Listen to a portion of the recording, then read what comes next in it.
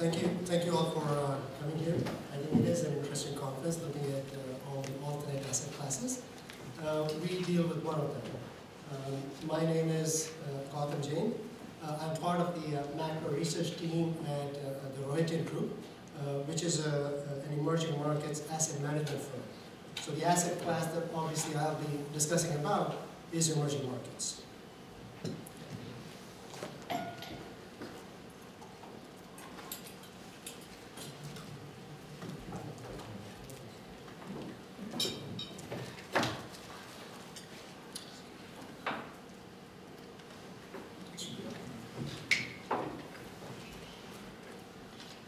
So specifically what I'll do is I'll go into the emerging markets overall, look into where they stand in the global macroeconomic backdrop that we have currently, and then talk about two investment classes in particular, which are emerging market currencies and emerging market local debt. Specifically what I try to address is why we think these two asset classes should belong in global portfolios. So, just a little bit of history. Emerging markets in the 80s and 90s and early 2000s went through many boom-bust cycles. As a result of these different boom-bust cycles or crises that they faced, they had to undergo many changes, especially on the policy side and in terms of establishing credible institutions. So what we saw was a dramatic change in their approach. And what we're seeing today is the benefits that they're reaping from the approach, the new approach that they took. In terms of policy changes, there were changes in many respects. We saw the fiscal policy becoming much better. Many countries started targeting primary surpluses, as well as accumulating reserves, which was key because many times during the crisis in the 80s and 90s, one of the things they realized was they would run out of reserves very quickly. The second thing that you saw was many of these countries used to have pegged or fixed exchange rates, which again made the crisis much worse when it hit them. So they shifted from pegged or fixed currency regimes to more free-floating currency regimes, which is obviously benefiting them now.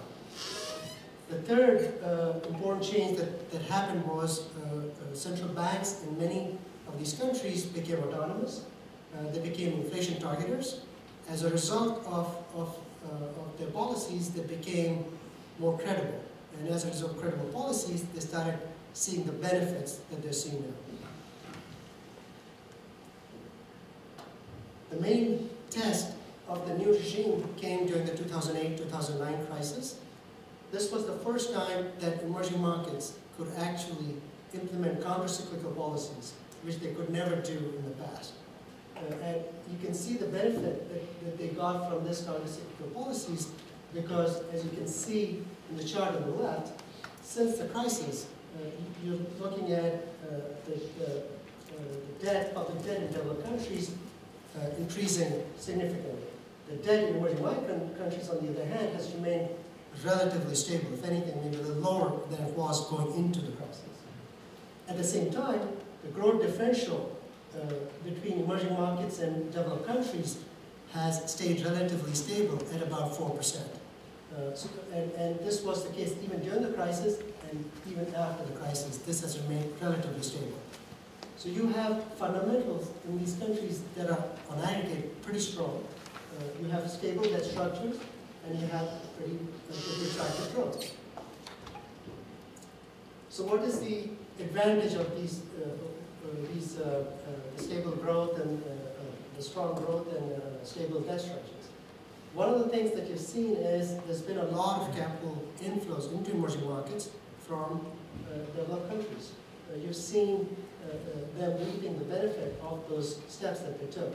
So essentially, if you look at the flows, obviously they have gone up substantially, especially post-crisis.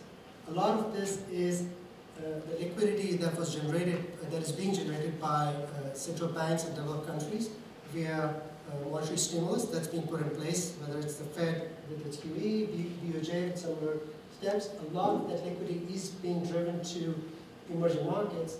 It's not just growth that's attracting them. The other factor that's attracting them is the yields in these markets are pretty high. So the combination that you have as a result is a lot of institutions who previously did not look at emerging markets, whether they are pension funds in developed countries, whether they are central banks who are looking at reserves that they're managing, they are diversifying more and more into emerging markets. At this point, most of these institutions still have very small asset allocation towards emerging markets, but the trend is towards that's going higher. Another relevant point to make in this context is the share of trade, emerging market trade, and the global trade overall has been increasing tremendously. It's gone from about 30% about a decade ago to about more than 40% now. So the advantage that you see from the investment perspective or from the asset class perspective is that the increasing share of emerging markets in the global trade means emerging market currencies have become much more liquid than they used to be. And you can see this in terms of the daily turnover that has gone up very sharply in the last decade to about 600 billion a day now, from less than 100 billion a little over 10 years ago.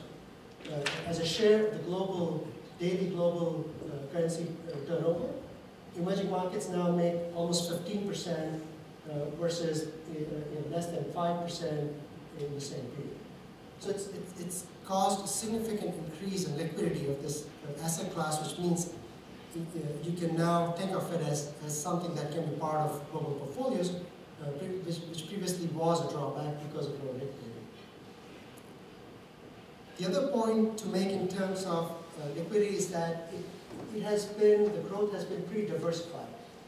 Obviously, BRICS have received a lot of attention in the last few years, but it's not just restricted to the BRICS. It's been the increase in liquidity has been very broad and across emerging market countries. So in theory, you can construct a portfolio, a very diverse portfolio of emerging market currencies with very liquid currencies across the spectrum, consisting of easily 25 plus countries. Now, obviously, the improvement in liquidity and diversification is a big factor.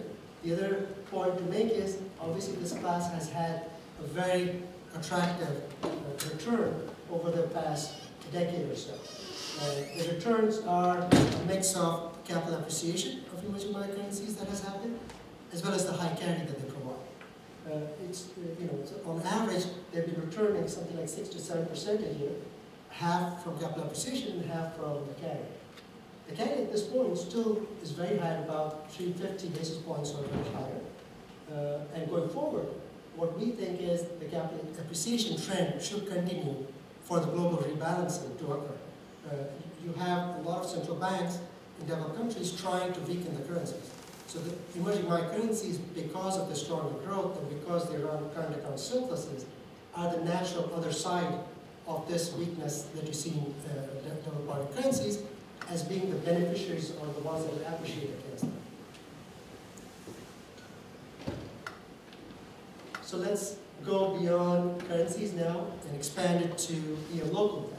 Obviously, EM local debt exposure implies both an exposure to currencies as well as duration. So the first question to ask is, do emerging market local bonds belong in global portfolios? And the first point that I already made is the fundamental argument that emerging markets are in a much better place than they used to be in many respects. The second point to make is when you add emerging market local debt to a global portfolio, it generally improves the risk return profile significantly. Let's look into that a little bit. First, again, the liquidity question. So here, when you look at the growth in the total debt market, local debt market, again, we've seen a tremendous increase of issuance over the last decade. And this is a significant step because in the past, in the 80s and 90s, most of these countries could not issue long-duration nominal bond. All they could issue was T-bills in the local currencies or hard currency bonds. So this is a significant improvement, mainly because of the policy changes that happened. As a share of the global market, you see the share of emerging market local debt increasing, which means that they should belong in global portfolios, both from liquidity perspective and because they form a greater and greater share of the global debt market. The other interesting point to note is I mentioned the inflows already, so you've seen a very sharp increase in inflows over the last, let's say, 3-4 years since the crisis into emerging market local debt. What is also interesting to point is when you look at the differential between emerging market rates, long-end rates, long rates, over developed market long rates, this differential has stayed fairly stable. It's come down a little bit recently, but if you look at the average 4 or 5 years, this spread is pretty stable.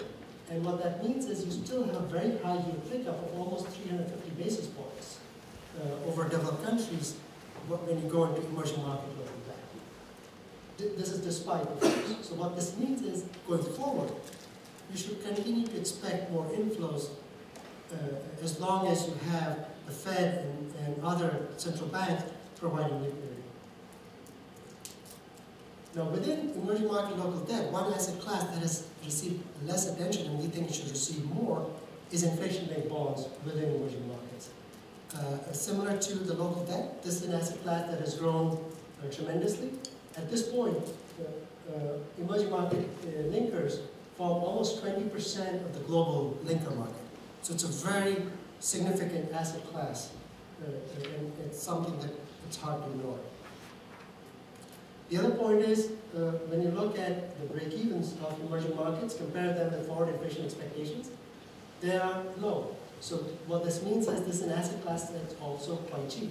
So it's an asset class that provides high carry, provides inflation protection, it is cheap, and it is an asset class where the inflation is more connected to the commodity cycle. So when you have inflation in developed countries, you'll have probably higher inflation in the end because they have greater share of commodities in their CPI baskets. So we talked about improvement in liquidity, we talked about arguments why emerging markets should belong in emerging market local debt, should belong in global portfolios. A point to make in that regard is when you look at the correlation of this asset class with other fixed income developed market, fixed income markets, in general, the correlation is quite low. So what this means is you will get the diversification benefit as well. And you can see that whenever you add any of these asset classes in a global portfolio, generally you see an improvement both on return and volatility. So you have low volatility and higher return based on the history that you see. So overall, just to kind of sum up the asset class, what you have seen is this is a period covering 2005 up until now. You see very high returns from emerging markets, whether you look at equities, whether you look at local debt or currencies. Relative to other asset classes, they've provided pretty high returns, including emerging market linkers. So what is the drawback? The drawback that we have seen in emerging market assets is they come with high volatility. And the high volatility means high volatility and high or greater drawdowns than you can expect in developed market, fixed income market in particular. So what you need to do when you're managing this asset class is you need to be able to find ways to preserve the return or to be able to collect the return while managing the volatility of the asset class. So in a way that either you can use hedges in place, you can use more active management in a way that you don't incur the same volatility and drawdowns that you incur in a long-only kind of a framework. So I'll end it there. If there are questions, happy to take them. Ein wunderbares Stichwort. Herzlichen Dank. Thanks a lot. Thank you very much. I think I got the case of the emerging markets and the ones there. What I'm not really sure, and maybe you can help me on that one, is one of the good reasons for investing in these markets is low correlation, as I understood it. Now, if liquidity is increasing and money floating in these markets, do you expect the correlation behavior in the future to be the same as in the past? So let me understand your question. I missed part of it. What you're saying is historically the correlation has been low. Going forward, will the correlation stay low? Yeah. Is that right?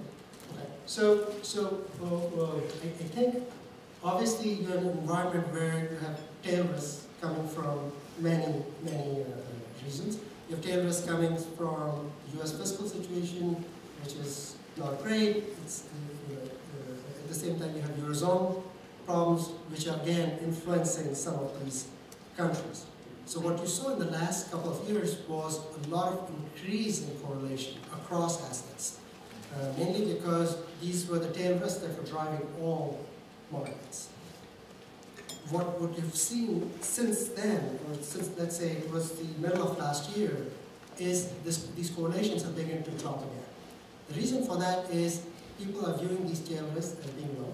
So in the case of the Eurozone, the announcement of ONT, even though it was never really used, was enough to reduce the tail risk. In the case of US, again, the fiscal situation is still messy, and it's been pushed further out.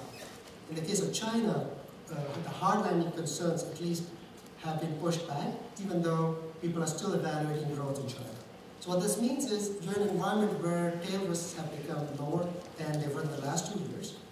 So you're once again in an environment where correlations are dropping, and as correlations drop, you focus in local macroeconomic factors again. So you start looking at growth in a particular country in emerging markets, you start looking at the inflation profile of the country, and you start trading it back from that perspective. So right now you are back in that mode. Going forward, if you do hit a crisis, then yes, this is an asset class that, like all financial markets, they will become correlated, and you will see the correction in this market as well. What the advantage that this asset class provides is, let's say you run this asset class for 2 to 3 years, and then you see a major crisis, a global crisis of some sort. In the meantime, you have collected very high carry, which many of the asset classes don't provide. And if you've done it you've done a reasonable job, you've collected that with lower volatility. So looking forward, I think the correlations are back to the low levels, which means they're still a diversifier. Ausreichend beantwortet. Wunderbar. Gibt es sonst noch, ich würde sagen, abschließend, Michael? To some extent, you may have mentioned this your last answer, but the macroeconomic data and indications are very favorable for the emerging markets. But I somehow have the impression that the share performance in recent months was far worse than others. Do you have any explanation for this? It's a very good question. I think the equity markets in general have done much worse than the fixed income markets. So now one of the things that has not been as helpful for equity markets as has been for local markets is, of course, we've been in an environment which has been very favorable for fixed income markets in general. In addition, the debt markets provide very high carry, which equity markets don't. Those are factors that sort of lean you towards fixed income to start with. And on top of that, we have had several developments in local side. So especially some of the big countries like Brazil, Russia have had regulation changes which have affected people's views of the equity markets domestically. And because these are very representative of global markets, primarily it's Brazil, China, and Russia, and India who have been hurt the most, the BRICS, and mostly for domestic reasons. And in the case of China, it's a different market. They've been trying to tighten credit. That's hurt their markets. In the case of India, people are expecting them to make changes on the fiscal side, which so far they've made in very small steps. In the case of Russia and Brazil, there's also specific reasons. In the case of Russia, there's some taxes that people keep debating, additional taxes on oil companies, and so on. So there are very specific domestic factors that have driven equity markets. Because these are the large markets, they tend to sort of color your view of what happened overall in equity markets. And besides, like I said, this is not an asset class that provides you with carry. So there are many reasons for people to stay away from that, especially as you see recovery in the US, earnings in the US getting better. So then you start looking at it as, if I had to pick an equity market, I'd rather pick US equity over EM equity. If I had to pick a fixed income market, the answer may be different. What do you see means the greatest risk for emerging markets? Currency, of course, higher risk, interest rates in developed markets?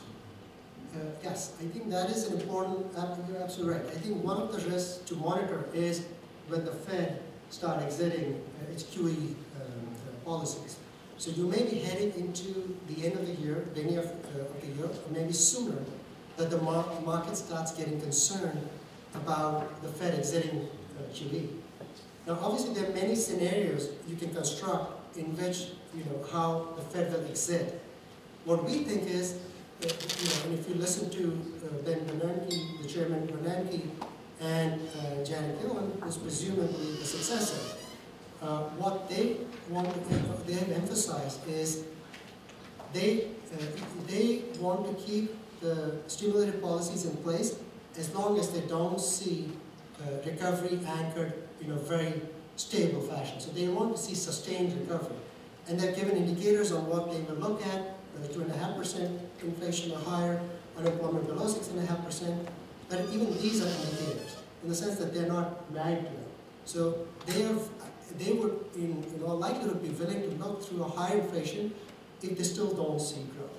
So they'll, essentially our assessment is they'll be very careful in how they exit from these policies. The last thing they want is a very sharp rise in interest rates, which sort of defeats what they've been trying to do over the last few years.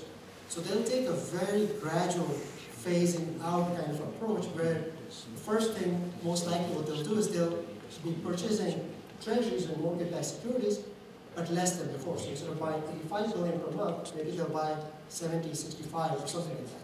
And that can already last several months. Once that is over, once they've exhausted that, they'll probably, the next step would be they're looking at reinvestment of treasuries, which they will stop. So right now, whenever anything that they hold matures, they buy new treasuries. They'll discontinue. So the rates, increase in rates, is much further down in their thinking. So this is a risk that's definitely there, but it's further out. Having said that, to me, if you're concerned about the risk, one of the best places within the fixed income universe you can be is in inflation-linked bonds. The reason being, if the Fed is exiting, at some level they have to start seeing inflation in the US.